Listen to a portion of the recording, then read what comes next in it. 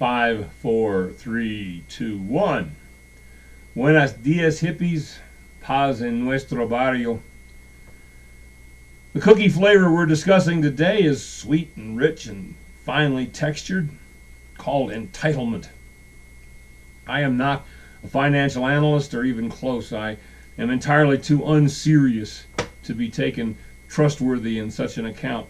I keep my bank balance in my head, for heaven's sakes. But even I know that the whole conversation about entitlements that's been characteristic of the political discussion this year is a rigged game, as George Lakoff has been at pains to remind us for some years now.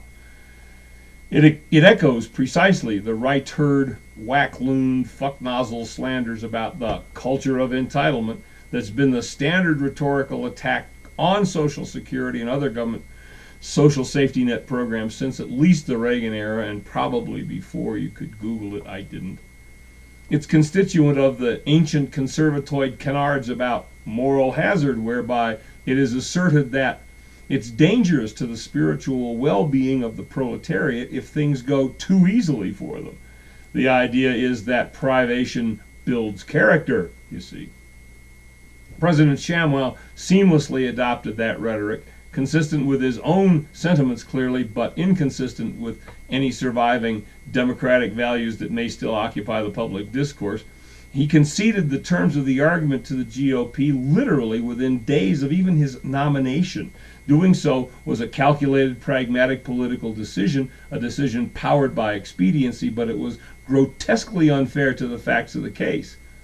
Now, under most pertinent rules in commerce, if you've been offered a commodity in the marketplace and you pay for it, you've bought it, then you are entitled to it.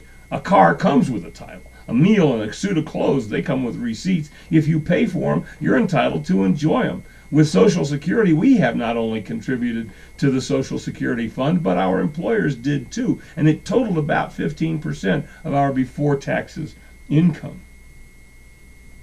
If your average earnings in the course of your lifetime were only $30,000 a year, and I've kept it low just for the sake of argument, easy to work with, smaller numbers, the amount that you would have set aside in the course of that 50-year career would have been around $220,000, $225,000.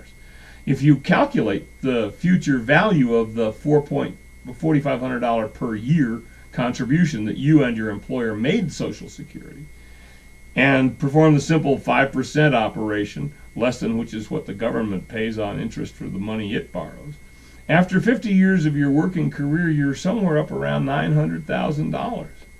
Now, withdrawing only 3% of that $900,000 per year, you'll still get $30,000 a year, which was what your salary was, and it would last at least about 30 years. And that's with no interest paid on the undistributed capital. It's exactly like, in fact, for retirees like me, it is a life insurance policy we don't have to die to collect, and which isn't gutted by the high salaries being deducted by management thieves and usurers at the top. At least that's how I understand it. Now, if I bungled it or misrepresented it, please correct me and let me know. They call Social Security a Medicare an entitlement, as if that somehow diminishes the justices of our claim to it, even though most of us have been paying for it all of our working lives. You want undeserved entitlements, let me remind you of the sweet deals that the Congress critters have negotiated and crafted for themselves.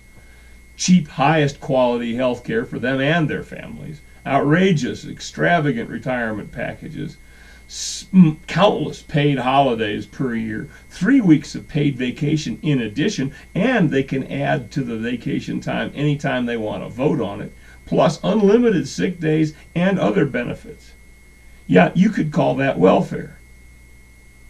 And yet they have the nerve to worry about my moral hazard, my meager entitlement. Entitlement? You bet your sweet fucking ass I'm entitled. We paid cash for our Social Security insurance.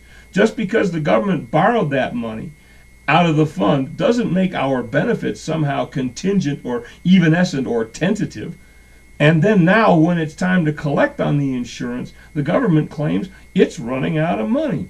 Oh, you didn't know that Congress had been borrowing from the Social Security Trust Fund for probably 50 years? Why, you might ask, did and does the Congress borrow from the Social Security Trust in the first place? Why isn't it in that thing Al Gore wanted, the lockbox thingy, sitting there for the benefit of those who contributed to it? The answer is much the simplest one of the day. One three-letter word, in fact. War.